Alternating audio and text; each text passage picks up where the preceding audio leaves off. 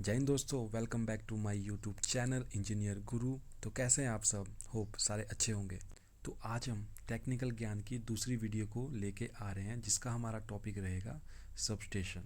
तो इस वीडियो में हम क्या करेंगे, जो सबस्टेशन से जुड़े हमारे कुछ पॉइंट रहने वाले उनकी डेफिनेशन को समझेंगे और वो काम कैसे करता है उसके बारे में समझेंगे। तो आशा करता हूँ आपको मेरा यह प्रयास अच्छा लगे। तो चलिए शुरू करते हैं। तो सबसे पहले स्टार्ट करते हैं सबस्टेशन क्या होता है। तो सबस्टेशन जो हमारा होता है वह एक ऐसी जगह होती है जहाँ पे हम पावर को जनरेट करते हैं, डिस्ट्रीब्यूट करते हैं और पावर को ट्रांसमिट करते हैं with the help of using transformer. In technical way में अगर इसकी डेफिनेशन को बोलना है तो हम बोलेंगे it is a place where we generate, distribute and transmit the power using transformer is called substation. अब ये ट्रांसफॉर्मर क्या है? ट्रांसफॉर्मर, तो आपको डेफिनेशन जानने के लिए उस वर्ड में घुसना पड़ेगा।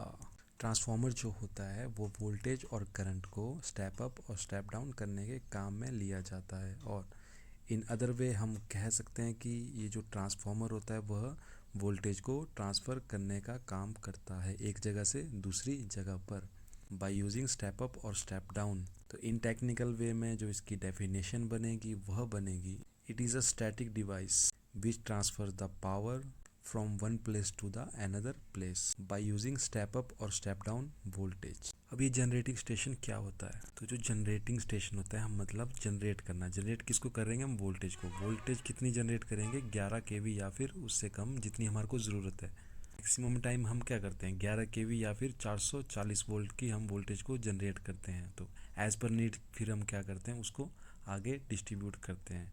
अगर ज़रूरत डिस्ट्रीब्यूट की है तो हम डिस्ट्रीब्यूट करेंगे, अगर ज़रूरत ट्रांसमिशन की है तो हम ट्रांसमिट करेंगे। इन टेक्निकल वे में जनरेटिंग स्टेशन को समझना है तो हम बोलेंगे it is a place where we generate a voltage with the help of different type of energy. तो एनर्जी जो आपकी सोलर भी हो सकती है, विंड भी हो सकती है, जियोथर्मल भी हो सकती है, हाइड्रो भी हो सकती है और ओशियन एनर्जी भी हो सकती है। इन सब की मदद से हम वोल्टेज को जनरेट कर सकते हैं, उसी को बोला जाता है जनरेटिंग स्टेशन।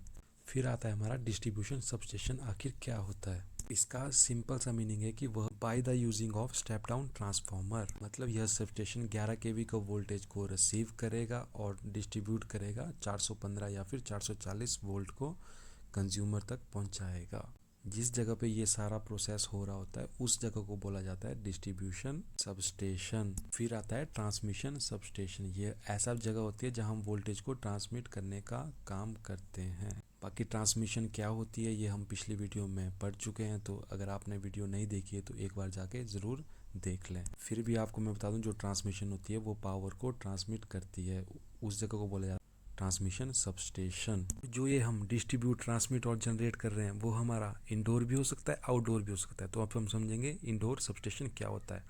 इंडोर सबस्टेशन वो होता है जहाँ पे हम डिस्ट्रीब्यूशन या ट्रांसमिशन या फिर जनरेटिंग इंडोर वाली जगह पे कर रहे हैं तो उसको हम बोलेंगे इंडोर सबस्टेशन। और जो आउटडोर होता है वो हम खुले में ट्रांसफार्मर को लगा रहे हैं और वहाँ से हम डिस्ट्रीब्यूशन कर रहे हैं, ट्रांसमिशन कर रहे हैं और जनरेटिंग कर रहे हैं, तो उसी को बोला जाता है आउटडोर सबस्टेशन। तो हमारा सबस्टेशन होता है वहाँ पे जो सबसे ज़रूरी जो चीज़ लगी होती है वो होती है स्विच गियर इक्विपमेंट। अब ये स्विच गियर इक्विपमेंट क्या होते हैं? इसमें वो सब चीज़ें आती है जिसे हम सबस्टेशन को ऑपरेट कर रहे हैं। आपका आइसोलेटर भी हो सकता है, सर्किट ब्रेकर भी हो सकता है, अर्थिंग स्विच हो सकता है, पुश बटन हो सकते हैं, कॉन्टैक्ट हो सकते हैं एंड सो ऑन, बहुत सारी चीज़ें होती है। तो इन टेक्निकल वे में हम स्विच गियर को बोलेंगे that equipments we use to operate a circuit from switching equipment. फिर आता है हमारा कंट्रोल गियर। अब कंट्रोल गियर में क्या आता है? इसमें जो आता है कि हम सबस्टेशन को किस तरीके से कंट्रोल कर रहे हैं, मतलब उसकी मेजरिंग कर रहे हैं, मॉनिटरिंग कर रहे हैं या उसको ऑपरेट कैसे कर रहे हैं, उसी को बोला जाता है कंट्रोल गियर। तो इन टेक्निकल वे में अगर इसकी हमने डेफिनेशन बतानी है तो वो हम बताएंगे that equipments we use to control and measure the circuit by using of CT, PT, ampere meter, power factor meter and so on. ऐसे हम कंट्रोल करने वाले इक्विपमेंट को लगाएंगे जिससे हम उनको कंट्रोल और मेजर कर सकते हैं। और जो हमारा स्काडा और पीएलसी होता है वो भी कंट्रोल गियर के अंडर ही आता है। फिर आता है हमारा प्रोटेक्शन गियर। तो प्रोटेक्शन गियर में क्या होता है, जितने भी इक्विपमेंट हमारे लगे हैं उनकी हमने प्रोटेक्शन भी तो देनी है, तो उसको जो प्रोटेक्शन में हमारे इक्विपमेंट यूज़ हुए हैं उसको बोलते हैं हम प्रोटेक्शन गियर। इन टेक्निकल वे में अगर इसकी हमने डेफिनेशन बतानी है तो हम बोलेंगे that equipment we use to protect the system against the fault. जब भी कोई फॉल्ट आता है तो हमें क्या है, हमें अपनी सेफ्टी और जो इक्विपमेंट की सेफ्टी है वो होनी चाहिए। इसके लिए हम बहुत सारे प्रोटेक्शन इक्विपमेंट का यूज़ करते हैं, जिसमें से हमारा एलए हो गया, ट्रिपिंग रिले होगी, अर्थिंग होगी, ग्राउंडिंग होगी और बहुत सारी चीज़ें हैं जिनको हम प्रोटेक्शन के लिए यूज़ करते हैं। तो होप आपको यह मेरी वीडियो कुछ इन्फॉर्मेटिव लगी है तो प्लीज़ वीडियो को लाइक कर दीजिए। मिलते हैं नेक्स्ट वीडियो में कुछ नए इन्फॉर्मेटिव टॉपिक के साथ। तब तक के लिए बाय बाय, टेक केयर, जय हिंद।